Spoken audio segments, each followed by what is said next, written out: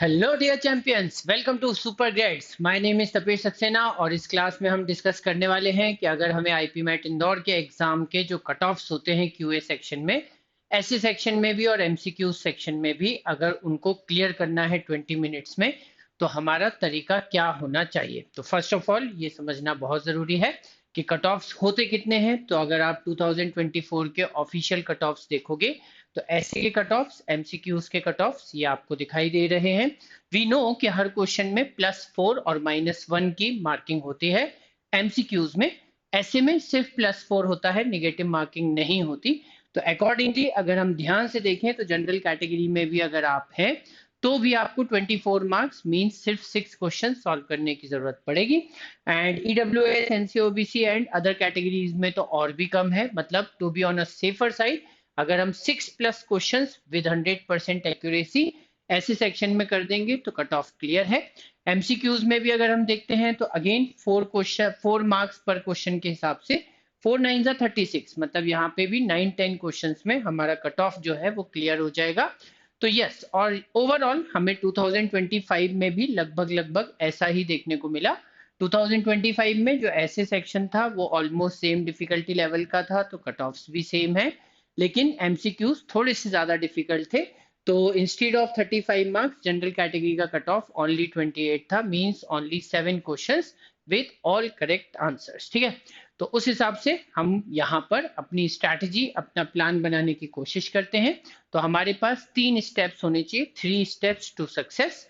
Cut offs clear करना है, 20 minutes में क्लियर करना है, 40 मिनट्स का हर सेक्शन में टाइम है। 20 मिनट्स में अगर कट ऑफ क्लियर कर लिया तो रिमेनिंग 20 मिनट्स में अपना स्कोर बूस्ट करने के बारे में सोच सकते हैं। तो पहला स्टेप ये है कि हमें हाई वेटेज टॉपिक सारे पता होने चाहिए। लास्ट 5 ईयर के पेपर्स, जो क्वेश्चन पेपर्स हैं, उनको पिक कीजिए, उठाइए, देखिए कौन कौन से टॉपिक के कितने कितने क्वेश्चंस आए हुए हैं एंड डेफिनेटली समझने की कोशिश कीजिए, क्योंकि आपकी स्ट्रेंथ और आपकी वीकनेसेस के हिसाब से आपको समझना पड़ेगा कि आपके लिए बढ़िया टॉपिक्स कौन से हैं जिनको आप इजीली मैनेज कर पाएंगे। ठीक है, उसके बाद फिर अगर हम देखते हैं तो सेकंड जो हमारा स्टेप आता है दैट इज कि जितने भी ट्रिक्स एंड फॉर्मूलाज टीचर्स आपको बताते हैं उन सब के नोट्स बनाइए, उन सबको एक नोटबुक में बढ़िया सीक्वेंस में लिख लीजिए। तो वो आपके लिए हमेशा हैंडी होना चाहिए, हमेशा यूजफुल होना चाहिए, राइट। उनको लगातार रिवाइज भी करते रहेंगे। And yes, daily practice is going to play a very important role. तो आपकी टारगेट बेस्ड एक डेली प्रैक्टिस जरूर होती रहनी चाहिए लगातार। ठीक है, तो ये 3 चीजें हैं, अगर ये 3 स्टेप्स अच्छे से करोगे। ठीक है, सबसे पहले हाई वेटेज टॉपिक्स को समझ लो, उन टॉपिक्स में जो क्वेश्चंस आते हैं उनको सॉल्व करने के लिए कैसे ट्रिक्स, कैसे फॉर्मूलाज हो सकते हैं, एंड देन बस उसी की लगातार प्रैक्टिस करते रहो। तो आई एम वेरी श्योर कि 20 मिनट्स में आपके कट ऑफ्स तो क्लियर हो ही जाएंगे। ठीक है, उसके बाद फिर अपन आ जाते हैं फटाफट कुछ क्वेश्चंस पे, कुछ ट्रिक्स एंड कुछ शॉर्टकट्स मैं भी आपके साथ शेयर कर देता हूं।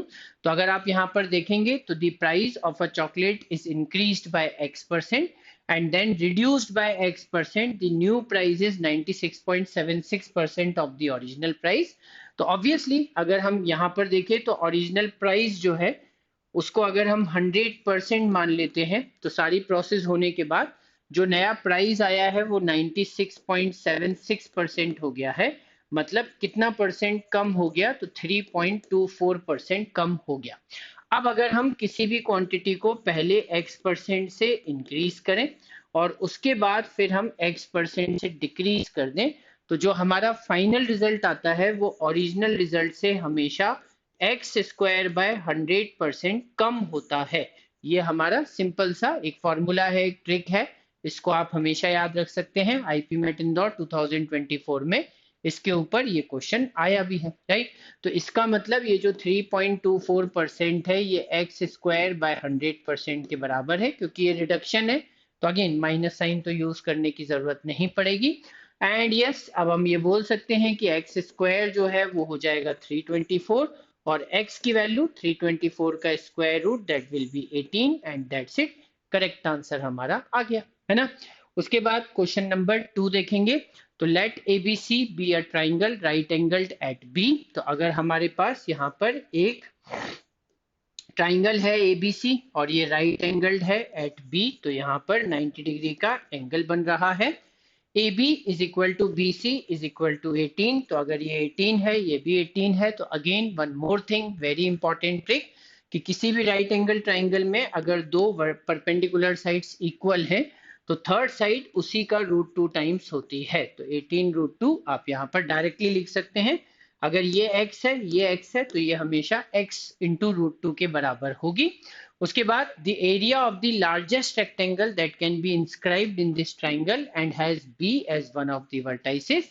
तो हमें एक रेक्टेंगल बनाना है जिसका एक वर्टेक्स b होना चाहिए और उस रेक्टेंगल का एरिया मैक्सिमम होना चाहिए। तो अगेन वन लर्निंग जो कि आपको यहाँ पर ले लेनी चाहिए कि ऐसा रेक्टेंगल तभी बन पाएगा जब उसकी लेंथ और ब्रेड्थ बराबर होंगे, मतलब it has to be a square. किसी भी रेक्टेंगल का एरिया बहुत बड़ा हो जाता है जब उसकी लेंथ और ब्रेड्थ दोनों एक साथ बढ़ते हैं, मतलब दोनों बराबर होते हैं। तो डेफिनेटली हमें यहाँ पर एक स्क्वायर ड्रॉ करना पड़ेगा, और अगर हम स्क्वायर ड्रॉ करेंगे तो हमें ये बात समझ में आ जाएगी, ठीक है, 100% कि ये वाला पार्ट ये वाले पार्ट के बराबर होना चाहिए, मतलब ये मिड पॉइंट होगा। अगर ये पूरा 18 रूट 2 है so it has to be 9 root 2, और ये भी होगा 9 root 2। Again one more very important part कि ए और सी का अगर ये मिड पॉइंट है तो जब हम मिड पॉइंट को थर्ड वर्टेक्स से ज्वाइन करते हैं तो वो भी हाइपोटेन्यूज का हाफ ही होता है, मतलब ये भी 9 रूट 2 हो जाता है। एंड ऑब्वियसली फिर स्क्वायर का जो सेकंड डायगोनल होगा वो भी 9 रूट 2।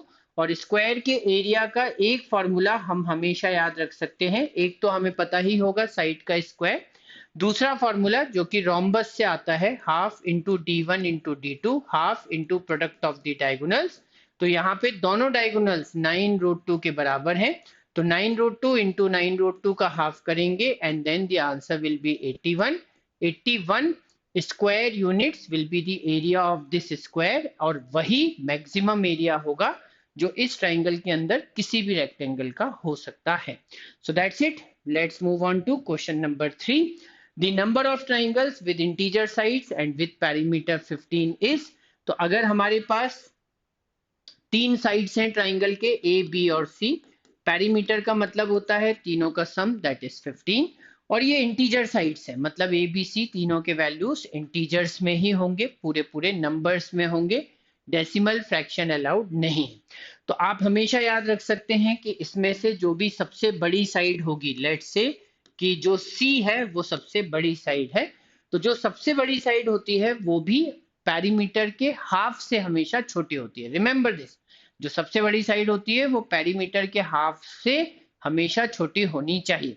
तो यहाँ पे 15 है, 15 का हाफ होगा 7.5, तो जो सी की वैल्यू है वो 7.5 से छोटी होगी, मतलब मैक्सिमम टू मैक्सिमम सी कितना हो सकता है 7।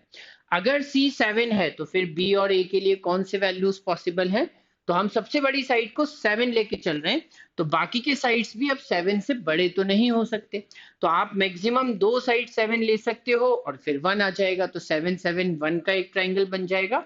उसके बाद 7 6 और 2 का एक ट्राइंगल बन जाएगा, 7 5 और 3 का एक ट्राइंगल बन जाएगा, 7 4 और 2 का भी एक ट्राइंगल, 7 4 और 4 का भी एक ट्राइंगल हमारे पास बन जाएगा। तो अगर किसी भी एक साइड की लेंथ 7 है तो ऐसे 4 ट्राइंगल पॉसिबल होंगे, लेकिन जरूरी थोड़ी है कि 7 होगी ही, हो सकता है कि जो हमारी लेंथीएस्ट साइड है, लॉन्गेस्ट साइड है, सबसे बड़ी साइड है वो 6 है। सो इन दैट केस इन दोनों का सम होगा 9, मतलब फिर हमारे पास 6 6 3 हो सकता है, उसके बाद 6 5 4 हो सकता है, एंड दैट्स इट, राइट। और एक केस और है कि अगर सबसे बड़ी साइड 5 होगी तो तीनों साइड्स 5 5 5 के बराबर हो जाएंगी, तो इसका मतलब 1 2 3 4 5 6 7, तो all together 7 triangles are possible. That's it, question हो गया सॉल्व। ठीक है।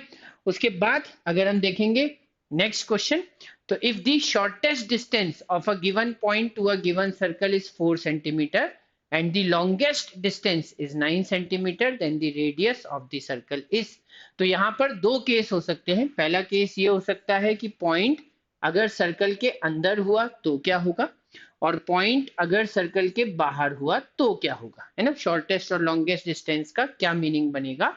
तो अगर पॉइंट सर्कल के अंदर है तो यहाँ पे सेंटर है, ठीक है।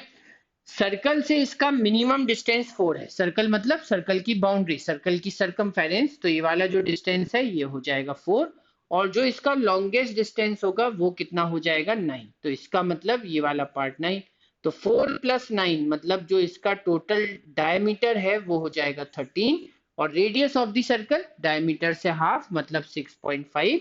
तो एक तरीका तो ये है कि जो सर्कल की रेडियस है वो 6.5 हो सकती है अगर पॉइंट सर्कल के अंदर है। तो अगर पॉइंट सर्कल के बाहर होगा तो डेफिनेटली हम क्या बोलेंगे कि ये वाला डिस्टेंस जो है मिनिमम डिस्टेंस ये 4 के बराबर है, और जो मैक्सिमम डिस्टेंस होगा यहाँ से यहाँ तक वो 9 है। तो अगर ये मैक्सिमम डिस्टेंस 9 है और इसमें से ये 4 माइनस कर देंगे तो ये वाला जो पार्ट बचेगा ये सिर्फ 5 होगा। मतलब इन दैट केस सर्कल का डायमीटर 5 होगा और रेडियस 2.5। तो सर्कल की रेडियस 6.5 या 2.5 हो सकती है। Answer option A is the correct answer, ठीक है। बड़ा लॉजिकल क्वेश्चन, बढ़िया क्वेश्चन। उसके बाद एक और लॉजिकल क्वेश्चन, यहाँ पे ध्यान से देखिए, इन चारों नंबर्स में से सबसे बड़ा नंबर कौन सा होगा। तो मेरे ख्याल से कंपेयर करना बहुत आसान हो जाएगा अगर हम पावर को सेम कर दें। तो जो हमारा 2 की पावर 300 है उसे हम 2 का क्यूब की पावर 100, 3 का स्क्वायर टू दी पावर 100 और 4 की पावर 100 तो है ही, है ना। अब अगर यहाँ पे ध्यान से देखेंगे तो 2 क्यूब हो जाएगा 8 to the power 100, 3 square 9 to the power 100, 4 to the power 100, and then we can say for sure कि यहाँ पर बेस सबसे बड़ा है तो ये नंबर इन दोनों से बड़ा होगा। अब सवाल ये उठता है कि 9 की पावर 100 और इसमें से कौन सा नंबर बड़ा होगा, है ना। तो ध्यान से देखते हैं, हम ये समझ सकते हैं कि 2 की पावर 100 और 3 की पावर 100 का जो सम है वो उन दोनों के प्रोडक्ट से तो छोटा ही होगा। 200 2 की पावर 100 और 3 की पावर 100 के प्रोडक्ट से छोटा होगा। और अगर हमने इनको मल्टीप्लाई किया तो पावर सेम है, तो 2 × 3 ये कितना हो जाएगा, तो 2 × 3 ये हो जाएगा 6, मतलब ये 6 की पावर 100 है। तो हमको ये पता चला कि 6 की पावर 100 से ये नंबर छोटा है, और 6 की पावर 100 से और बड़ा होगा 9 की पावर 100। मतलब एनीवे 9 की पावर 100 सबसे बड़ा नंबर बना रहेगा। इसका मतलब 3 की पावर 200 यहाँ पर मैक्सिमम नंबर है। दैट्स इट, ठीक है। तो that is what I was telling you in the beginning कि इस तरीके के शॉर्टकट्स, इस तरीके के ट्रिक्स, इस तरीके के क्वेश्चन सॉल्व करने के आइडियाज हमारे पास होना चाहिए। तो जितनी जल्दी मैंने 5 क्वेश्चन सॉल्व किए हैं इतनी ही जल्दी आप एग्जाम में 5 क्वेश्चन, 6 क्वेश्चन, 7 क्वेश्चन सॉल्व कर पाएंगे, ठीक है। So that's it for this session. ऐसे ही बहुत सारे इंफॉर्मेटिव वीडियोस के लिए आप चैनल को सब्सक्राइब कर लीजिए, सेशन को लाइक कर दीजिए, एंड देन डेफिनेटली अपने फ्रेंड्स के साथ शेयर कर दीजिए। So tata bye bye, keep a very good care of your health and fitness, see you.